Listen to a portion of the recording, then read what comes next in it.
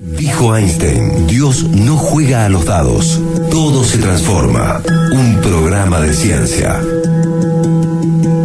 Bueno, seguimos en Todo se transforma y hemos llegado al momento de la entrevista. Siempre traemos a algún experto para hablar de algún tema de interés y hoy recibimos al licenciado Hugo Roberto Martín. Hola Hugo, ¿cómo estás? ¿Qué tal? Buenas tardes.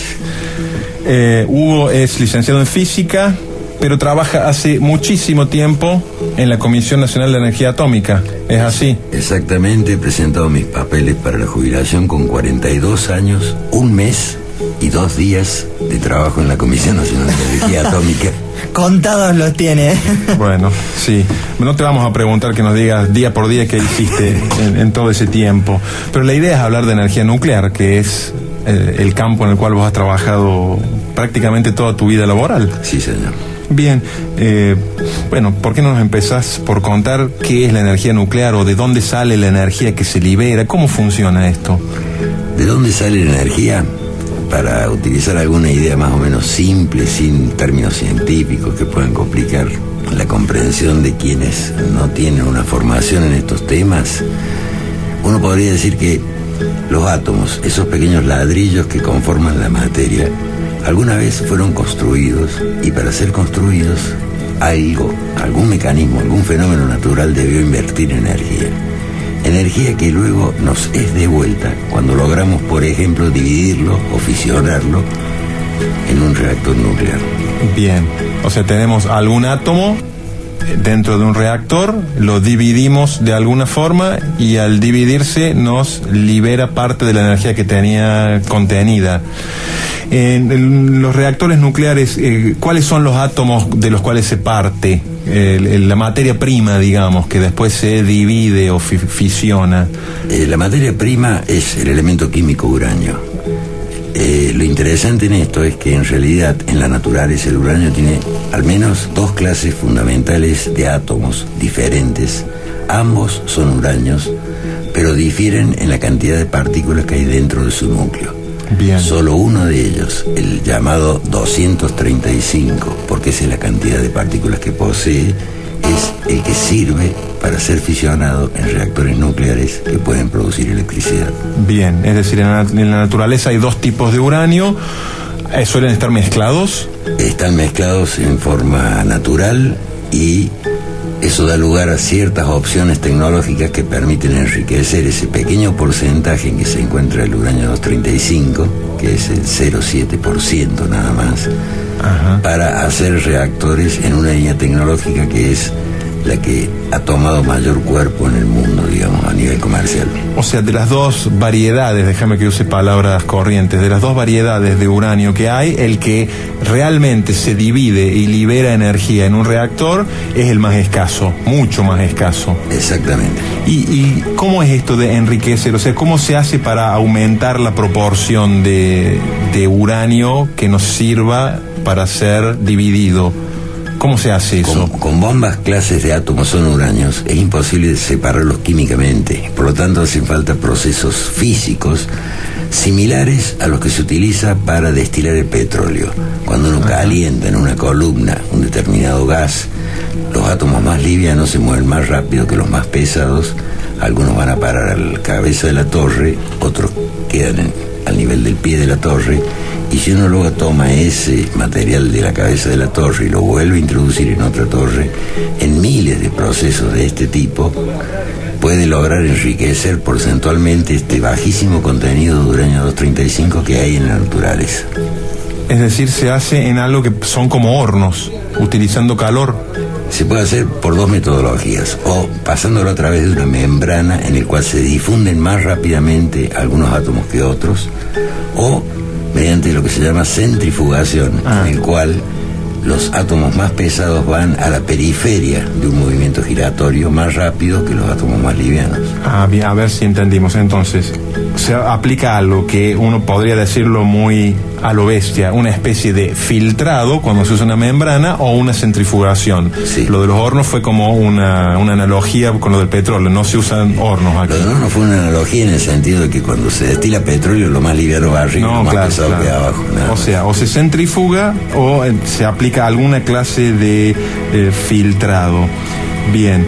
Es inevitable preguntarte, porque es una de las cosas que la gente debate mucho sobre la energía nuclear.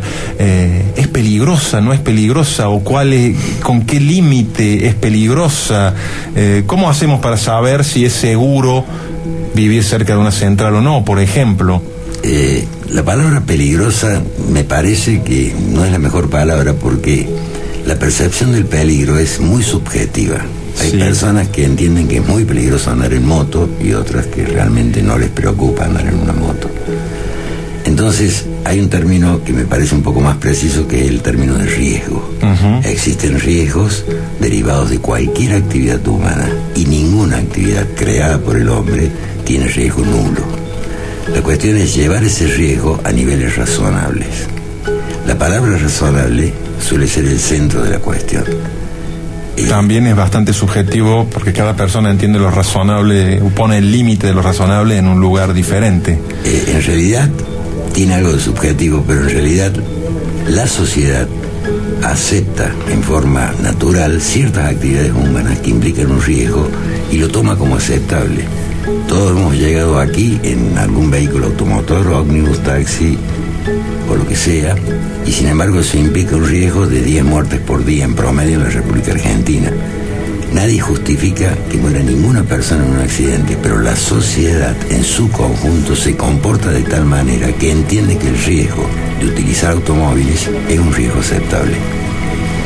Entonces, en el caso de las actividades nucleares, lo que se toma para comparar y llegar a la conclusión de que el riesgo por una instalación nuclear es aceptable, y esto es importante, tanto en condiciones normales de operación como en condiciones accidentales, son los riesgos de las industrias más seguras que la sociedad ya reconoce como tales. Un ejemplo típico es la industria de los medicamentos. Es una industria en la cual nosotros compramos un producto y ni siquiera pensamos en la posibilidad de que por un error en fabricación pueda haber algún daño para nuestra salud.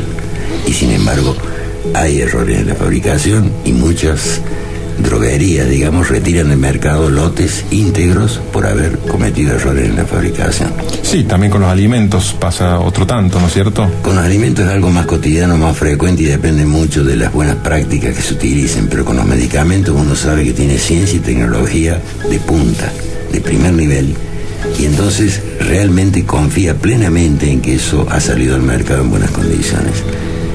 Lo cual no es cierto, no siempre es cierto. Lo cual implica un riesgo, pero un riesgo tan bajo que prácticamente es ignorado por la sociedad. Las instalaciones nucleares se diseñan con niveles de riesgo de esa magnitud. Un ejemplo típico para que se entienda: la probabilidad de un accidente muy severo, catastrófico, en una central nuclear del tipo de las que tenemos en Atucha, tiene una probabilidad de ocurrencia de 1 en 10 millones de años. Y lo que cabe admitir es que eso puede ocurrir mañana. O sea, no hay un momento en el cual ocurra, ni van a pasar 10 millones de años hasta que ocurra. Es una probabilidad. Esa probabilidad es similar a la que tiene la industria aeroespacial, de alguna falla catastrófica en algún diseño tecnológico que se haga.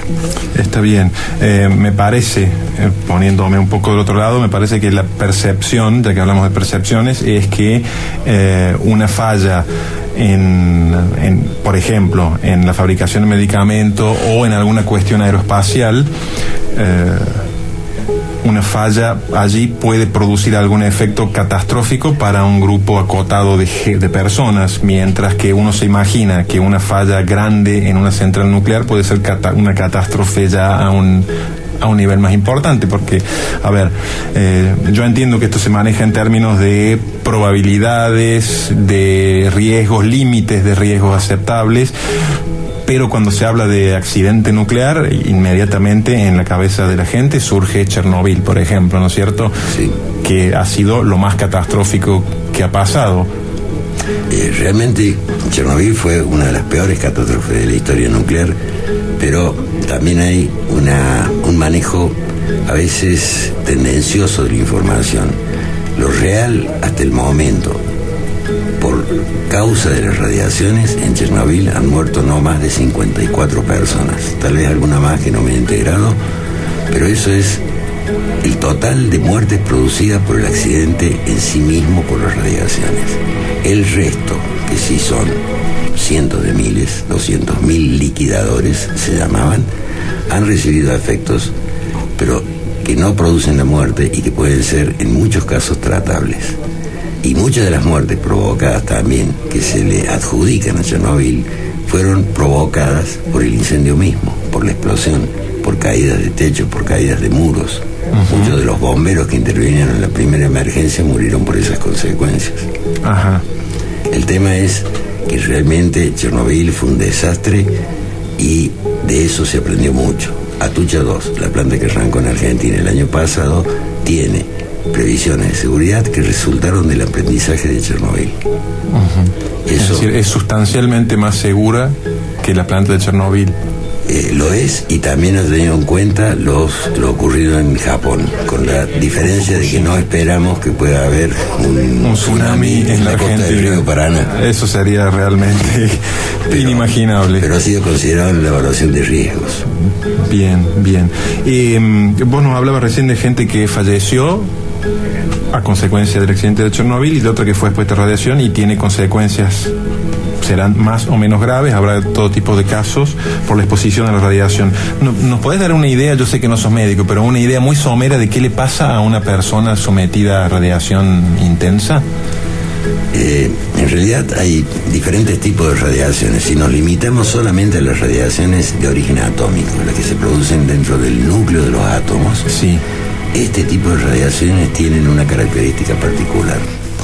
Pueden arrancar electrones orbitales de algunos átomos que forman parte de algunas moléculas que están dentro de las células de todos los seres vivos, animales, plantas y seres humanos. Eso quiere decir que rompe algunas moléculas. Rompe moléculas. Que están dentro de las células. Que están dentro de las células. Estas células, recordemos, pueden ser somáticas, que pertenecen al propio individuo, o hereditarias, óvulos y espermatozoides. Pero más allá de que el efecto pueda estar en el individuo mismo o en su descendencia, el efecto que produce la radiación al alterar la célula tiene dos grandes grupos en los cuales se puede clasificar. Si la cantidad de células que son afectadas es muy grande, el tejido al cual pertenecen esas células y el órgano al que pertenecen esas células va a terminar siendo afectado y la persona va a tener alguna enfermedad originada por la radiación, pero que no es una enfermedad particular de la radiación, es una enfermedad común y conocida que se manifiesta porque algún órgano de su sistema funciona mal. Uh-huh. La otra, en este caso, en el caso de estos efectos, que son efectos bien conocidos, lamentablemente tenemos la experiencia de Hiroshima y Nagasaki como el peor experimento que puede haber hecho el ser humano con radiaciones, cuya población se continúa vigilando hasta la cuarta generación después del accidente, después de las bombas. Ha mostrado que allí los efectos son del tipo determinístico. A determinada cantidad de radiación corresponde determinado efecto. Sabemos exactamente con cuánta radiación una persona tiene descamación de la piel, enrojecimiento de la piel, puede tener esterilidad permanente o esterilidad transitoria, y sabemos exactamente con cuánta radiación una persona muere. Esos efectos, de hecho, en la práctica están muy lejos de los límites establecidos para la operación rutinaria y normal de una instalación. El otro gran grupo de efectos es el que proviene de efectos que afectan pocas células, en donde estas células pueden mutar y convertirse, luego de luchar contra el sistema de reparación celular y contra el sistema inmunológico de la persona, en tumores, cánceres o leucemias. Estos efectos en realidad no se conocen muy bien porque la experiencia que tenemos y el conocimiento que tenemos lo tenemos con cobayos en laboratorio. Y lo que hacen las normas de las actividades nucleares, y acá vuelve la palabra a aparecer, es reducir el riesgo de producción de este tipo de efectos a niveles aceptables, a niveles que algunas personas consideran que es aceptable y otras no. Pero la aceptabilidad está dada por el nivel de la industria más segura que conocen los seres humanos. Bien, tenemos muchas preguntas, es un tema que daría para hablar mucho más, pero como no tenemos demasiado tiempo, quisiera que nos cuentes cómo ves, ya desde lo técnico, digamos, cómo ves el futuro del desarrollo nuclear en Argentina. Es decir, ¿tiene futuro? ¿Se van a seguir construyendo centrales? ¿Construimos nuestros propios reactores en algunos casos? En el caso de INVAP no son reactores para generación, pero ¿cómo lo ves? En términos generales, Argentina viene de unos últimos años de un brillante desempeño en energía nuclear. Hace una semana Argentina recibió un premio en la Cumbre de Seguridad Nuclear de nivel internacional por sus esfuerzos en todo lo que sea evitar la proliferación de armas nucleares. Argentina es un modelo, un ejemplo, y el mundo confía en Argentina, en sociedad con Brasil, con quien ya tenemos relaciones muy digamos, cordiales y cercanas desde la década de los 80. Y en ese sentido lo primero que hay que destacar es que Argentina solo hace uso y siempre ha mostrado una conducta de aplicaciones pacíficas. En este tema se ha terminado de construir Atucha 2, se ha puesto en funcionamiento y ahora aparecen algunos acuerdos o convenios celebrados con empresas chinas o rusas para construir lo que sería nuestra central nuclear 4, que estaría instalada sí en Atucha y podríamos llamarle Atucha 3, pero es un reactor del tipo de reactores que tiene Canadá. El hecho de usar esta tecnología es para aprovechar toda la capacidad desarrollada en la construcción de la central de embalse y además porque Argentina tiene los derechos de uso de patente de la tecnología CANDU, con lo cual China encuentra un socio, financia una obra y están en condiciones de manera conjunta de ofertar a otros países centrales de este tipo. Es decir, ese sería un reactor que utiliza un principio de funcionamiento parecido al de embalse y no similar al de Atucha 1 y 2. Exactamente, otra línea comercial de reactores. Luego de esto vendría también con empresas chinas el cambio tecnológico que Argentina requiere para pasar de lo que es el uso del uranio natural al uso de lo que se llama el uranio enriquecido, que es una tecnología que hace un mejor aprovechamiento del uranio. Es aquel uranio que tiene una mayor proporción de los dos tipos de uranio que decíamos. De la variante 235, que es la que se presenta en la naturaleza. Para tener una idea nada más de lo que significa cambiar de tecnología. Por cada tonelada de uranio natural que utilizamos en nuestras centrales nucleares, obtenemos 6.000 megavatios día. Por cada tonelada de uranio enriquecido que usemos en nuestros nuevos reactores y cambiamos de tecnología, sacamos 25.000 megavatios día de energía. O sea, multiplicamos por 4 las reservas de uranio de Argentina. Bien. Hugo, como te decía, quedan muchas preguntas, así que te vamos a volver a invitar en algún otro momento. Por ahora lo vamos a dejar aquí. Sí, quizás por ahí para hablar de radiofármacos o el otro uso que tiene los reactores nucleares, ¿no? Digo, por ahí no solamente van a producir energía nuclear, sino que hay otros para su uso en medicina nuclear. Otros usos que por ahí están piola saberlo y que la gente lo conozca. Lo dejamos para la próxima, ¿eso te parece? Ha sido Hugo Roberto Martín, físico, trabajador de la Comisión Nacional de Energía Atómica, según nos decía, por unos pocos meses más, porque ya está en proceso jubilatorio. Esperemos que todo eso salga bien. Esto es Todo se transforma, el programa de divulgación científica que se emite por